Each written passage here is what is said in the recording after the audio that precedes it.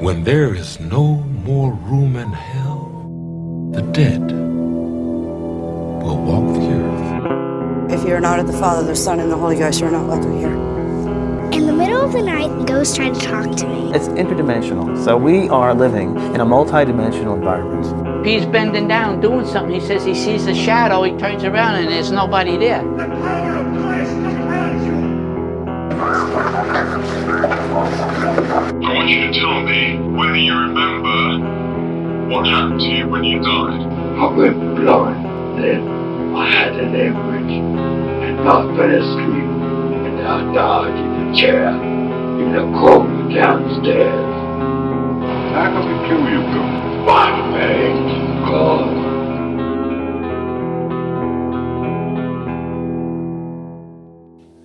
Yeah, I remember you used to help him clean the Crow School and stuff, and we'd go there. Me and Al would go there, and we'd stay in the gym and play basketball while they were cleaning.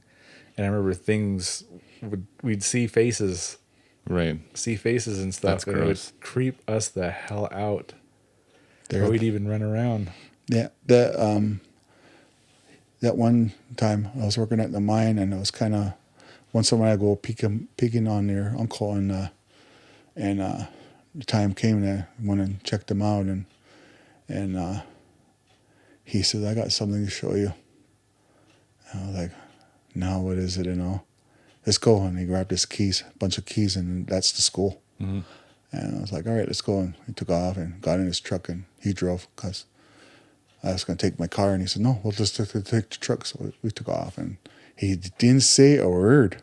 I know, just blabbing off and this and that, and he didn't say anything. And he kind of looked at me, and you're going to like this kind of look, huh? And got there and went in there and went to this little room that was smaller than a damn, we call it a closet. And that's where they keep their DVRs? Yeah. And back then it was VHS. VHS, yeah. VHS before they were going to turn into that. That's the time when they started going to that, DVRs. And the thing is, these are on timers, and they don't turn on till 8 o'clock at night. And here, went into that room, closed the door. So I closed the door, and he was going, "Man, there was a bunch of them everywhere, huh?" And he knew which one it was. It's like, he found it and looked at it, and even had the time where to go to that time on the thing.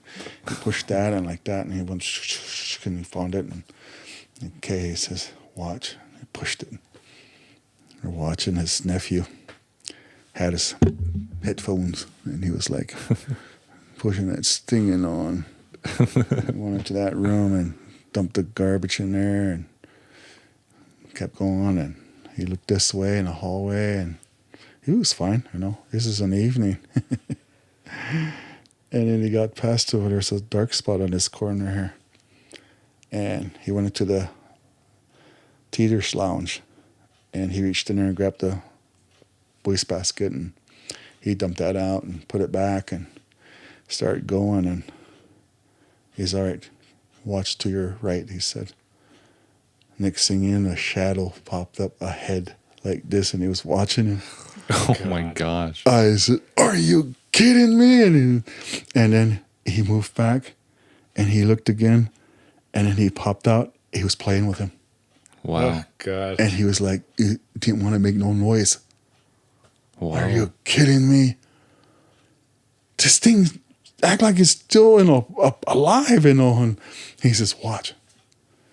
And Lance got to the washroom, and he put something in there, I think.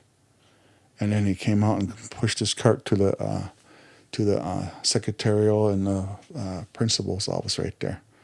And he went in there, and that shadow went right into that washroom, and then he came out, and then slowly moved inside that room, and that disappeared. Wow. Man, I want to see that like so bad. I still haven't seen it. I said, "Did you tell?" I said, "Nope." I didn't tell I don't him. want him to quit. He said, "I don't want to tell him." He said, "Wow." He ended up leaving though, didn't he? Yeah. Oh yeah. And okay, you guys talked about, seeing faces in there. He kept looking at his watch. And he says, come with me. All right. So went down there and he kicked that boiler room door open and left everything open. And he went through the gymnasium. It was dark. He went through there and he went out to the hallway. And we walked all the way to the back to the boys' bathroom.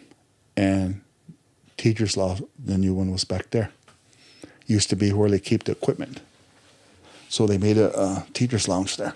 Oh, I remember. Yeah, and a coffee pot. Is that the one where it had that brick wall that kind of went? No, yeah. It had it. No, it had one of those. So high. It had an office divider. Yeah, divider. That's what it was. Yeah, and so he was unlocking that door. He opened the door, and he started reaching for a light. And here comes this Indian girl out. I said, "What you do? Lock some kids in here?" Huh? And this little Indian girl like looking at us and walked by. And he said, "Don't move, champ." And he's still looking for that light. And then here this color kid came out with a basketball. And he was just giving Ben the dirtiest look. Wow. And then he turned to me. And I was like, there's a color kid down here, It was cool. And then he went on the hallway and he stood there. And this is a reservation school, so it's mostly natives. And he stood there and just stared at us. And then he walked off and I was like, what the? And there was the furthest room that goes that way and the hallway was kind of ways. And I was only maybe 10 feet away from the opening. Just when he disappeared, I ran out. Guess what? Nothing. It was like, he turned and looked at me. He said, "It happens every night." Wow. Yeah, he said that's the worse. scary part. He said, "Man, it's funny that you mentioned this kid." He said he was a little boy because we were at that school before, and Joey had to use the restroom. I was like, "Well, I'll go too because I have to use the restroom." So he walked into the bathroom, and I went into the stall. And then I heard Joey come out and he was washing his hands. And right when I opened the stall and I looked, he just stood there staring at the mirror with this look on his face, like his eyes were just wide open. And then the light shut off on us. And we both ran to the door and the switch was flicked. And when we looked out the hall, there was nobody down that way and nobody down that way. And he looked at me and I said, "What?" And he said, there was a little boy standing just off behind me. And he said he said he was black. Yeah. Wow. And then I remembered the stories, like people seeing this kid around, and we ran so fast down this hallway to get out of there. Oh my God. We thought Calvin was messing with it. We thought he shut the light off, so we went to go turn the light on. And he went and flicked the light back on and looked, and literally no one down the halls. There was nobody there. And there's a legend that that kid committed suicide there. Yes. In a storage. Right. Yeah, hung himself. Yeah. And that's why they see this kid walking around there with a basketball, because he played basketball a lot then. Yeah, the funny thing about that is we came over there again. He kind of got uneasy of going down there by himself. So I started going over there with him. And the funny thing is, we got over there and he says, "Do you want to go shoot around for a while?" I said, "Sure." So we started shooting around. "Let me go check the boiler." And he took off. So I started throwing ball, and then just when he came back from the boiler, I seen a ball bounce from the hallway. Yeah. And hit the door and kind of went this way, and then a kid popped up, an Indian kid, and I was like, and I stood there watching, and I was like, "Do you see this?" And he says, "Hey, wait, champ!" And here, I had that basketball. I could hold a basketball like a basketball player. I could do it too. Yeah. And I grabbed it, and I was like, "Champ, don't!" And I just went here, like, kid grabbed that basketball, and I was running, and he took off the stairs, and I chased him upstairs, and he was screaming, but I almost took his head off. And here he tripped, and he was on his hands and knees. The room was right around the corner there, and here his grandmother came. Oh my gosh. And Ben was stumbling and everything, trying to catch me. Just a regular I kid. remember hearing that one a long time ago. And we finally went down and he said, "Jam, there's people here." Oh man, I couldn't stop laughing. I went and got down there and started playing ball. Okay, and then after a while, and he says, "You know what? The funny thing about it," I said, "What's that?" "Somebody's playing basketball sometimes at night when I'm coming into the boiler." You can hear the ball bouncing. And it dark. Oh, Whoa. God. And that just gave me chills. half a year later, we were sitting there in his little office there next to the boiler and waiting for that boiler to clear out. So, because he cleans the clinkers and all that. Yeah. And we were sitting there, and pretty soon I heard, and all like, I looked at him and he's like, "It's starting." Oh, man. I said, "Open that door." And he says, "No. I'm afraid somebody's going to be standing right there." Yeah, man. I wouldn't be able to do it. I said, man. "Ben, open the door." And there was remember those dodgeball balls? Yeah, those like rubber ones? Yeah, Yeah. there was one there, and I grabbed it. And I was going to floor this thing if it was right there. And then here, he opened the door and flipped it like that, and he stood to the side like that. That basketball made a basket and bounced and bounced and bounced, and it was coming at us. Oh, what the heck? It was bouncing, slower and slower. Then it was rolling to us. And So your plan was to Peter LaFleur this freaking ghost in the face with a ball. Yeah. And I caught the ball, and I was already in the gym. I was looking to the side a little bit, and you can barely see. And, "Can you flip the lights in here?" And he says, "No." I said, the switch is way over here." I was like, "Okay. What's going to happen if I throw that ball?"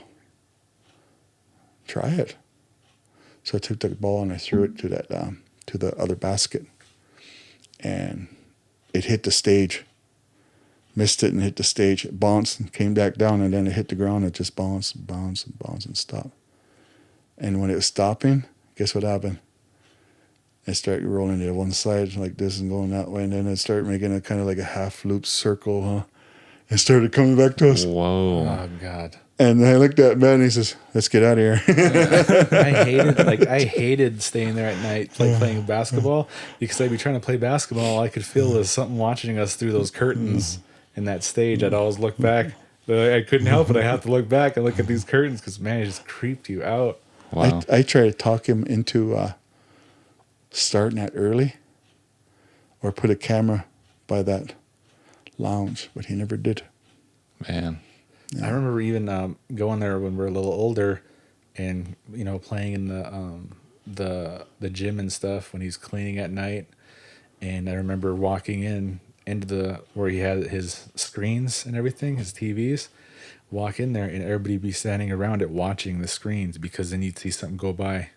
Something go by the weird. screens. Oh, look, there's another one. Something go by. And there's nobody in there but us. Yeah. Right. And this is like in the middle of the night. So it was just like a thing, just sit around the screen and watch. It's just Wow. creepy, man. There is one I remember you telling about seeing a cook. Oh, man, that one used to gross me out. Ben, when he saw that one in the kitchen. Ben. Yeah. Yeah. Yes. Yeah. Okay. Let's get to that one. We'll end there. Really quick. Just to creep people out at home. Yeah. You'd have to see the... Okay. We have time. Yeah, we have time. It was in the morning, and the cooks were doing their thing, he said. And it freaked him out because he was sitting there for a long time when I got there. And he says, "What's going on?" And he says, "Something happened this time. This time it's really bad." It happened during school. "What?" He said, "Yeah." He said, "Remember that mirror thing right there?" And I says, "Yeah." I threw the garbage out. I came back, and the ladies were back there talking. He said, and here I came right by, and I seen somebody's face. He said, "I stopped and backed up." He's like that. And he says, "This old lady's face looking at me in the mirror." And it's like, I froze, and I was like, stared, and then his face just turned really ugly, he said. Show us Sidel, because this used to creep me out. Show him what the face looked like.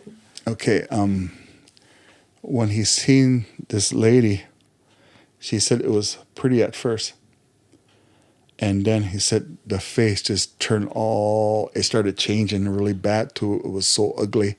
He said it freaked me out, he said, and then he said I took off.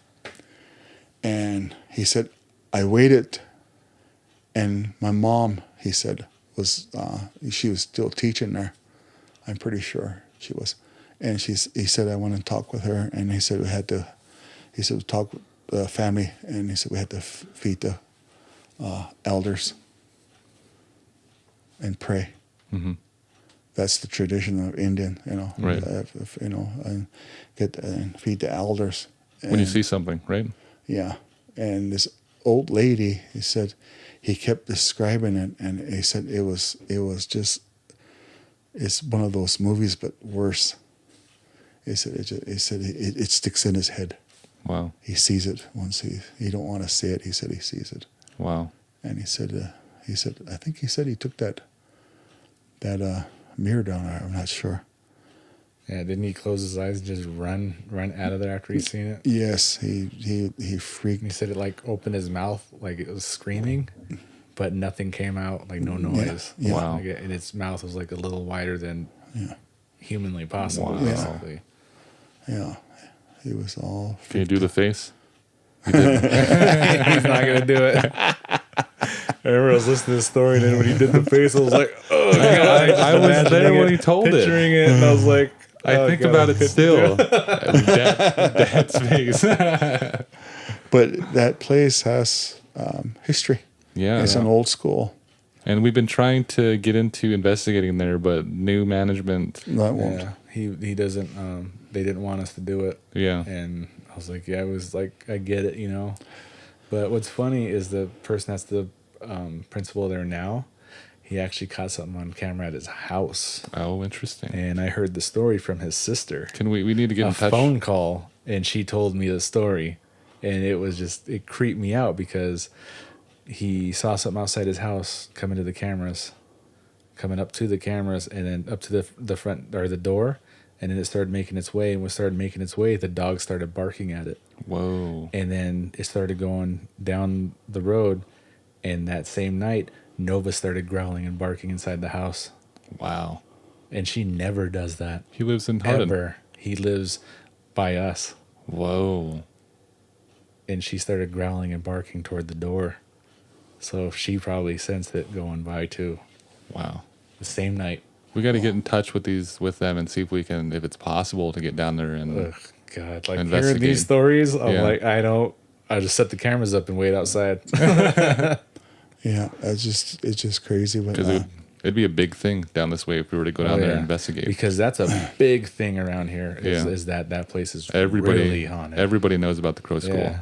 about the hauntings. The thing was that when I got laid, I can reset this, can I? Yeah. Okay.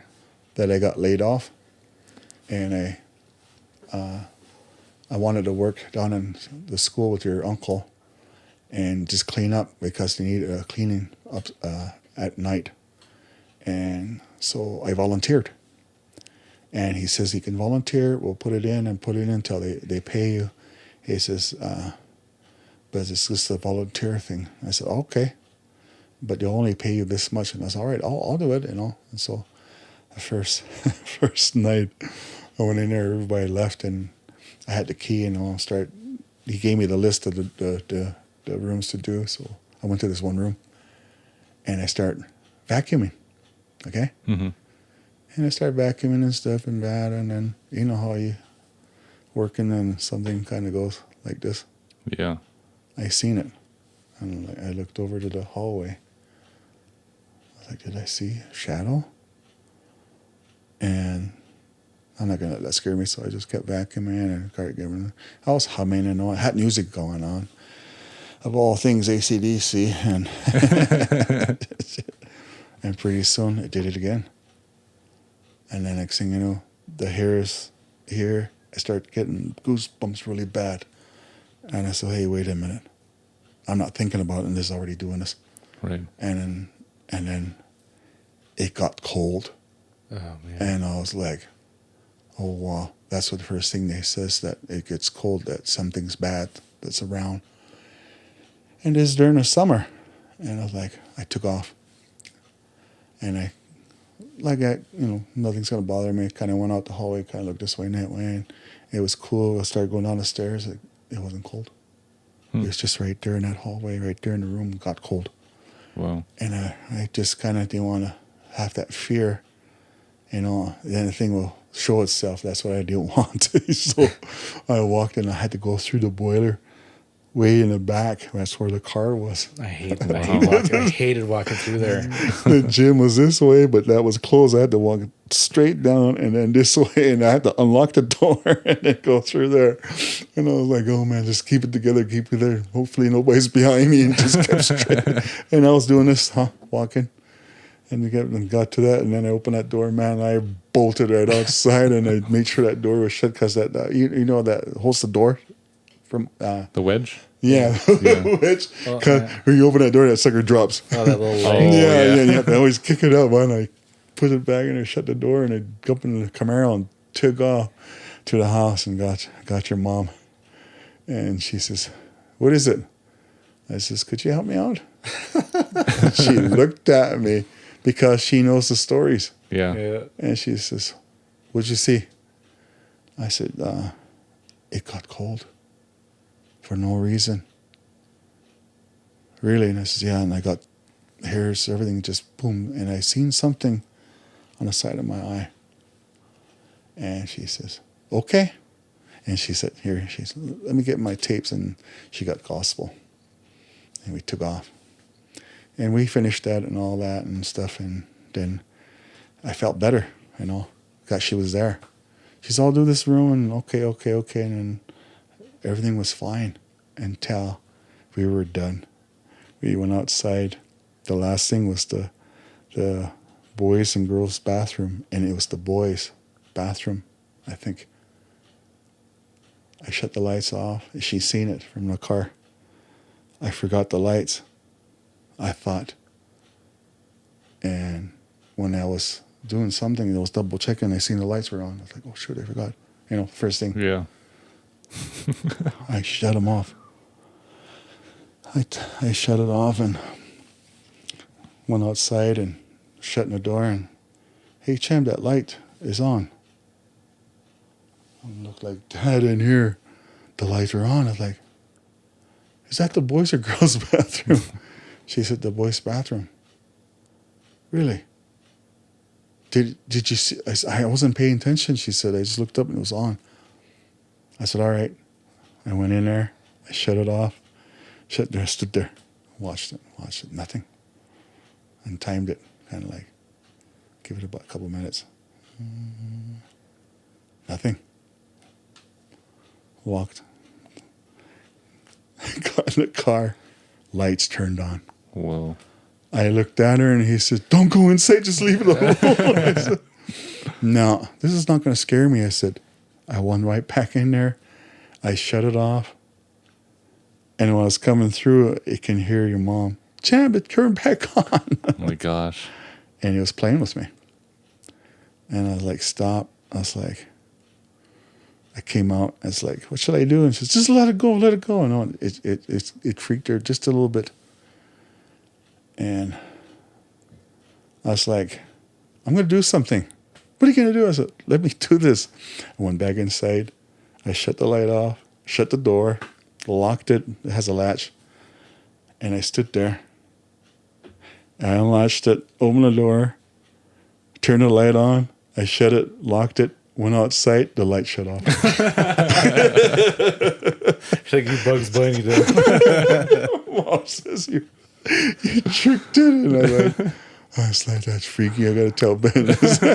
Yeah, I remember once we even wow. We used to go with you there when you guys used to clean. And I remember we'd sit out in the car and then you'd come out and then the lights would kick on. I remember seeing it. Yeah. I remember once he even thought Ben was messing with him. Yeah. So he called Ben and Ben was at his house. Yeah, I thought he called his house phone and Ben was home. I was going to get mad at him, remember? Yeah, he thought Ben was messing with him. He stood there and those lights kept kicking on. And Mom just, nope, not this time. Just leave it. So we left it, got in the car, and went home. So I seen it myself. Like I saw it happen. I went to school there. I know you did. I think you were the only one that went to school there. And I went to school there. I remember too. thinking about those stories all the time. There's times I had to stay after school and walk by the lunchroom and watch him go into the bathroom on myself. Yeah, man, I hated that place. I remember going there and just get creeped out. Me and Merle caught one thing. We went to there to work out one time, I think, and I had my first phone. It might have been like 15, 16 years old. And I was trying to like mess with them and say, do you think people will believe this? And stupid me trying to make like a fake ghost video. And I was recording along the stairs, and then there were some kids in that room, and I just kind of passed it, and then just kept walking, kind of pass off the kids as a ghost. And Merle was like, "What the heck is that?" And he's like, "Are you serious?" And I was like, I was just messing. I remember this. I was like, I'm just messing around. I said, those are kids, actual kids. And he's like, no. He said, on the stairs. Yeah. And I said, what? And he said, on the stairs. And he said, did you make that happen? I was like, what? And I looked back on it, and on the stairs, when I passed by it, there was a red figure on the stairs. Yeah, I remember that. Yeah, it looked like a woman in a dress almost, just standing there by the stairs by the rail. And it was kind of like coming down to me when I was passing it. And I freaked out, and that I was like, "Oh my gosh! I actually did catch something." Trying to make something stupid, be dumb and act like he caught little kids on the camera like they were ghosts, and he actually caught something on the stairs. And I remember them even showing us like, "No, we were trying to like be stupid and like act like these kids were ghosts." When he turned, you could see something on the steps. I remember that. I remember seeing that. It was scary. Oh man, that's gross. Well, was that all we got for now? You got another one? I think okay. The little Indian girl had a story to that one. Oh yeah, that I found out years later. That that little Indian girl was over at the Head Start, and you guys, Grandma, is the one that was talking about that Indian girl. And when they described that Indian girl, it was the same Indian girl in the Head Start, and during the day. And they sometimes see her down a hallway at the Head Start.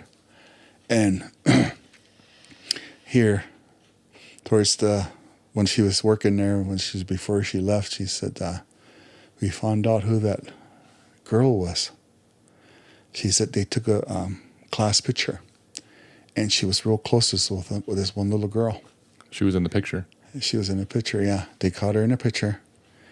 And after they took the picture, and you know how they sent it with you, and she got it to the house, I guess, and here when the grandma was looking at it, and she just almost had a heart attack there. She says, "Oh my God, what am I doing in that picture?" Wow. It was her granddaughter she was standing by in the picture.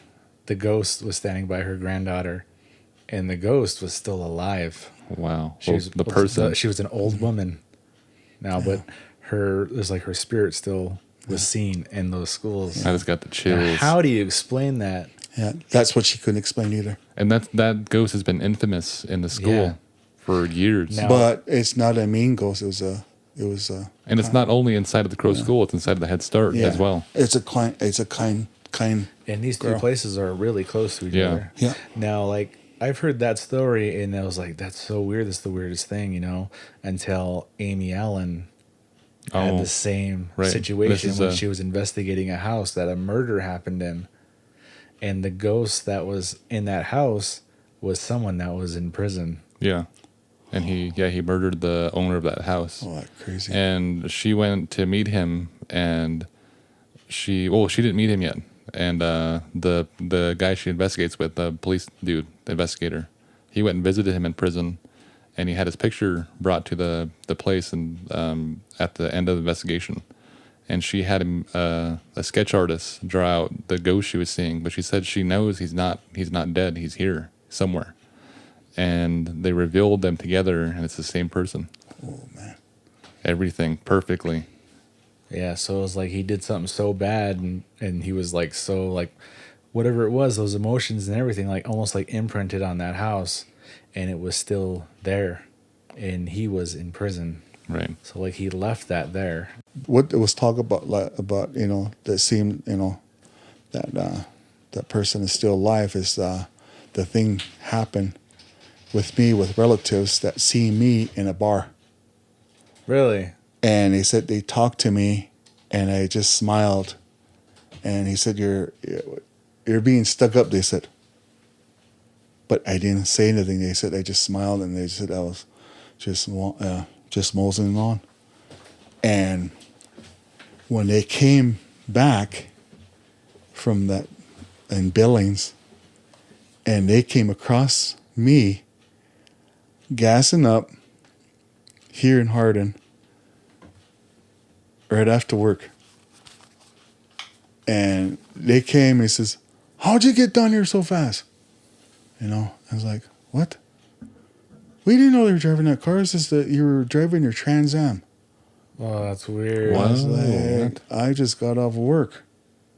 And their face was just like dumbfounded that. And that's a very recognizable Trans Am. Yeah, I says, "What's going on?" He says, "You were in a bar, your Trans Am was parked." And he says, "Hey, he's here. Let's go catch him." And here they caught me, and it wasn't me. It was me, but I wasn't there. It was in your car. That's weird. Now that is like really weird because that car is like one of the most recognizable cars. Right. Like if anybody's ever seen was it Smokey and the Bandit, is that same exact car with the Firebird on it and everything. Yeah. And this one was black too. Yeah. Yeah, but they just totally freaked when they see me Now gassing that is up a weird one. in my pickup, my little pickup, and they were like, all dumbfounded. Now that's a strange one. That is a strange one. Yeah, And this car, I think you remember mentioning it when I was a kid. You guys called it the ghost car or something. And this car would take off on its own when you're driving it? Yeah, that was the Wildcat.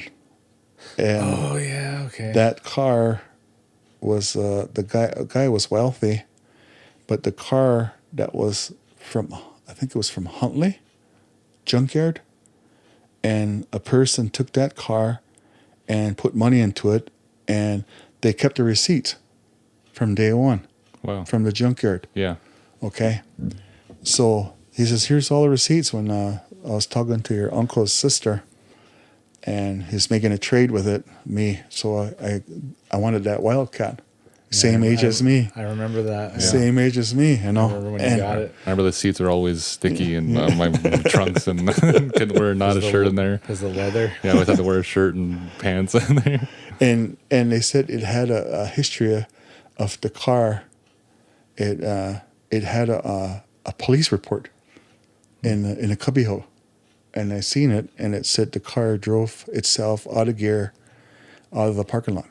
What the heck? Yeah, and they think it was malfunctioning. And they said it actually, a kid was still in it. And they said there's no way that little kid could have put it in gear and backed up and went around these cars and then go and start to the street. Wow. So it backed up. It was and just a pulled little out. kid. Yeah, just a little kid. I think they said the kid was about 3, 4. Wow. Yeah. There's no way that the kid can do that. The police officer that stated in that report. And because you got to get down there and do the brake and then shift it yeah. and then throw it in and then yeah. So and here, I didn't really pay attention to the receipts, and I was just paying attention to the car. And then when I was going through the cubbyhole that one day, I took everything out, and I was like, wow, and then the thing happened to us. He was at the house. Car was parked there for maybe a couple of weeks. Yeah. Never touched it. And then they said the engine started up, I think. Mm. The engine started up, it revved up, and it shut off. And then I think it was your mom that told me that the engine started up and it revved up and it shut off. I was like, what? He's, yeah, your car's we used to call that car Christine. Yeah. Possessed. And what happened? He said the lights wouldn't shut off, and finally got it to shut off. The doors were locked, but the motor started up. I'm like, what? And I checked everything on it, when I had time, I checked all the wiring and stuff, and just to be safe, I took the battery posts off. Okay, next thing you knew, when I came home, the car was parked way over there. What the heck? I was like, what's going on here? Someone over there and popped the hood, the battery was still unhooked. What the heck? The car moved. That's freaking weird. So what I did is park it down a hill, and if it slips, it'll make a tuk tuk tuk tuk tuk tuk, you know. That sucker was in gear and everything. I was like, there's nothing wrong with the gear. So I took it to the shop up here in Hardin that I go through, and they went through it, and he says, there's nothing wrong with it. He said, your gear locks really good. And I was like, really? What did it do? And I told him, okay, you want to see something spooky? I took that report and showed him. I was like, really? I was like, yeah. Wow. Your car is possessed? There is cars that do that. They're attached. He says, where was your car from? I says, I think it was Huntley. I'm not sure. I said a junkyard. And I says, when I went through the what they put in, they put everything in. Engine, transmission, rear end, this, that, and all the stuff. And then to the pass, and then to the next one, and then to me. And they put 12,000 into that car. Wow. Of parts that are from not brand new, from junkyards and stuff. And it was a nice car. It was a nice car. It had a roll cage inside. Man, I love that car. I hit my head on the roll cage all the time. That chrome. Are the chrome bars that are inside? What are those? No, you're talking about the other car. You're talking about the 75 Cutlass. Yeah. It had the silver. I thought it was a Wildcat. It had the roll bar in it. Yeah, you're thinking of the other one. Oh, interesting. This is the red one that had like the. Yeah, I remember that. fins I remember the Wildcat. Yeah, that was that. And they had like the cream colored seats and stuff. Wow. Yeah. Oh yeah, I remember that car. Oh, Mom said the same thing too. She said the seat would be up, or the seat will be all the way back. Wow, weird. Yeah. By everything by itself. Yeah. Nobody in there moving it. It would just sit there, level ground, and things would happen. I wonder where this car is now. I can't remember. I remember Aaron got a hold of it, and then Aaron sold it, I think. No, one of the... I think it was in Billings. No. One of the relatives bought it, and he had it on the street there for a long time, and somebody overed some money for that person from Billings. Yeah. And then I never seen it. I saw it in Billings. Well, it was parked at a house. Yeah, I seen something like that too. I thought it was. I still think I know where it is. Probably. Too, so I could probably find it. I remember seeing a Wildcat and telling Alethea that my dad used to own a Wildcat, just like that one. Yeah. Could have been the one. Yeah, man, that car was nice. I love that car. Yeah. Well, if that's all we got, we went for 2 hours in this one. Well, we'll end the podcast there. Hope you guys enjoyed the podcast. And this was a Bigfoot / ghost stories podcast, and I think it turned out pretty well. And we will see. This is only just a little bit of what we heard growing up, too. So, so my dad's going to be back on the podcast, and we'll get some more stories out of him, more speculation. He's a really good speculator, too. I think we should have him back on the podcast as a regular. But the next podcast, I think we should continue with the Bigfoot and go into the Russian hikers that died from Dyatlov Pass. Yeah, and give our speculation on that. Okay. So that being said, I'll see you guys next week. Or actually, I think we're going to put out more than podcasts coming up now because we have all these banked. We have a couple banked and lined up. They were just haven't had time to actually put them out. So I think we'll just put them out all in the same week and see what happens. Just start tossing them out. Right. So that being said, first time I said that in 2 hours. My name is Sid Elinik. This is our dad, Al Takes the Horse, our champ. And this is Marcus with the Beats. And you're listening to Fallen Hour Radio. You are now listening to Fallen Hour Radio.